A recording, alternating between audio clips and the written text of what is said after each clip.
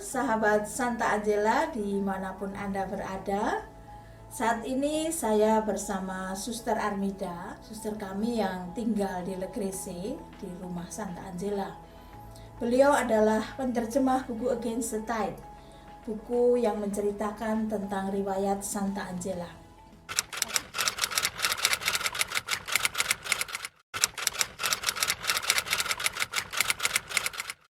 This was introduced, now I can't remember the exact date, Yes. but in the 1930s or 40s. Oh, yes. Yes.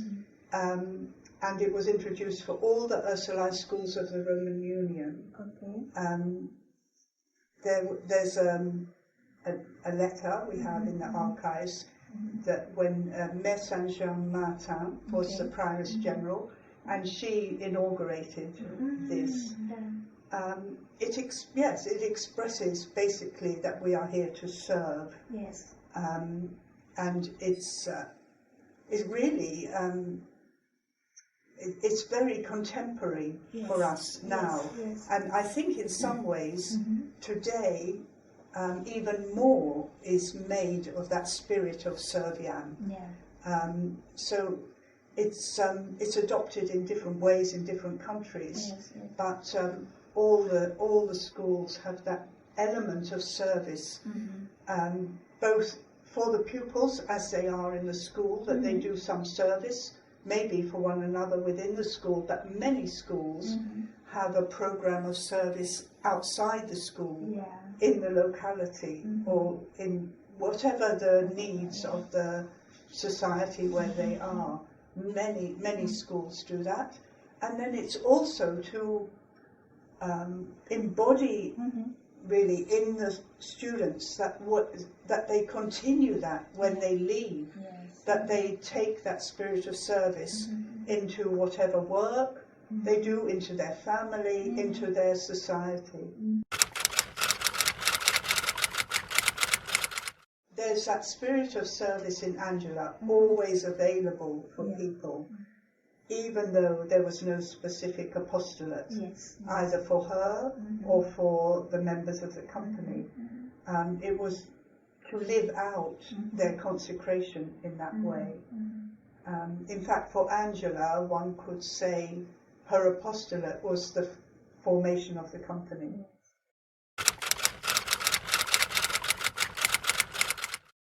I think for me, the title speaks against the tide, that Angela, not to be against things for the sake of being against, but against the tide because she had that perseverance, which is another word, and dedication in living out her consecration in whatever situation, in seeing what God was calling other people to, and having to go against the tide.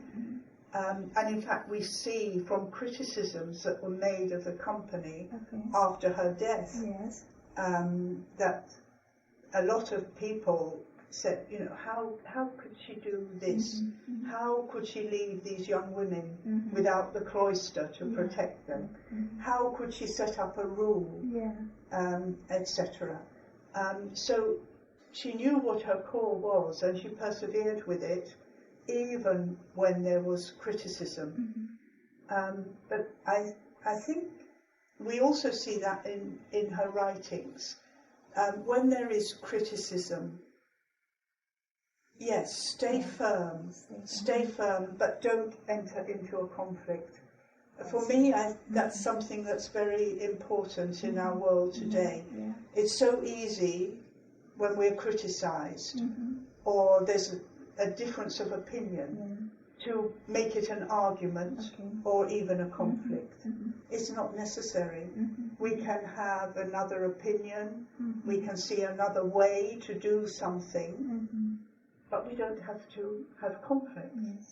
We can see the differences and work together with them. I think, as with patience, I think it's something that's very important in our world today.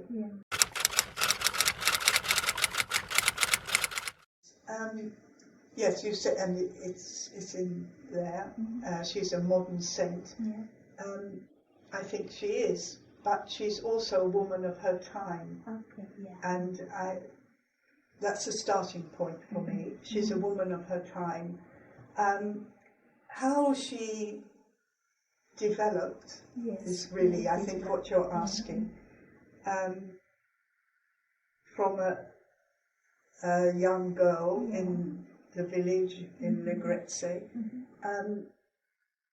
There, I've already mentioned her father who read to them. And it seems that Angela certainly learned to read. Yes. She couldn't write, but she learned to read.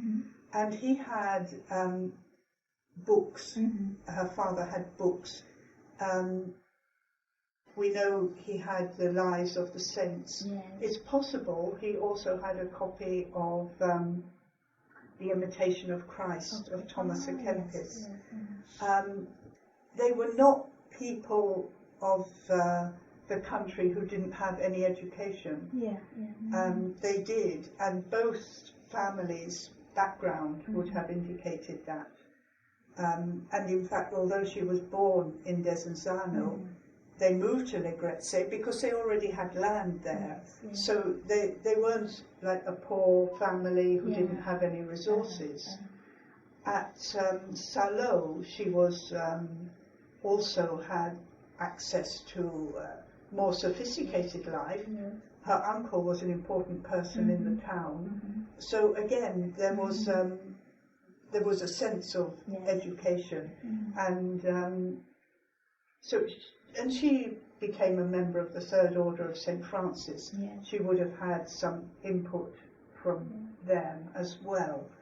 And then when she went to Brescia, she was mixing with very educated people.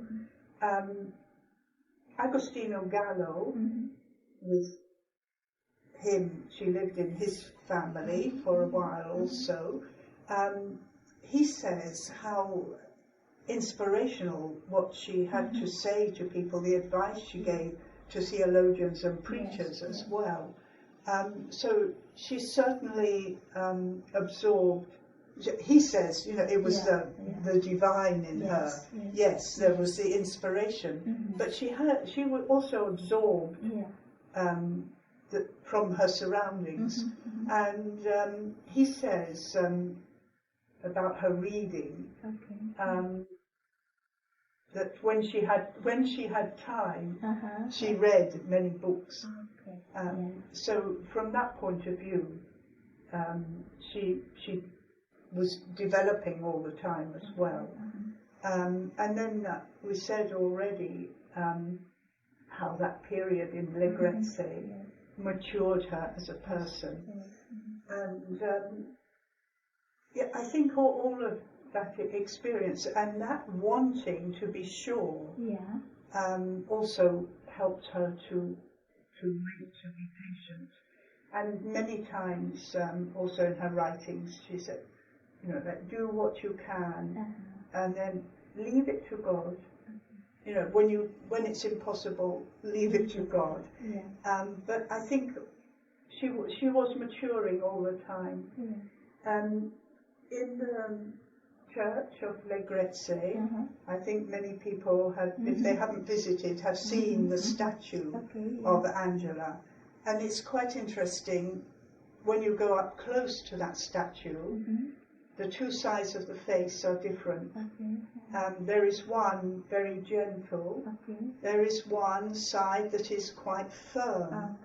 The firmness is partly her firmness with herself, I think, but also she was firm in what she believed to be the right thing to do.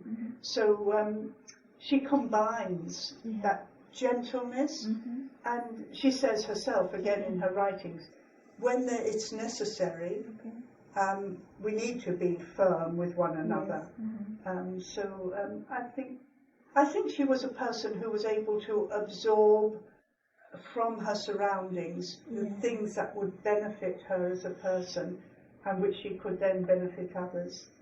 We are very appreciate for your coming to Indonesia. Thank you very Thank you. much, Sister. God bless you. Thank you. Sahabat Santa Angela, semoga pembicaraan kita pada saat ini bisa menginspirasi kita semua bahwa seorang Santa Angela, orang sederhana dari desa di desa sana, bisa memberi inspirasi begitu besar bagi dunia, tidak hanya di Italia tetapi di seluruh dunia. Sampai jumpa lagi di lain kesempatan. Salam Serviam.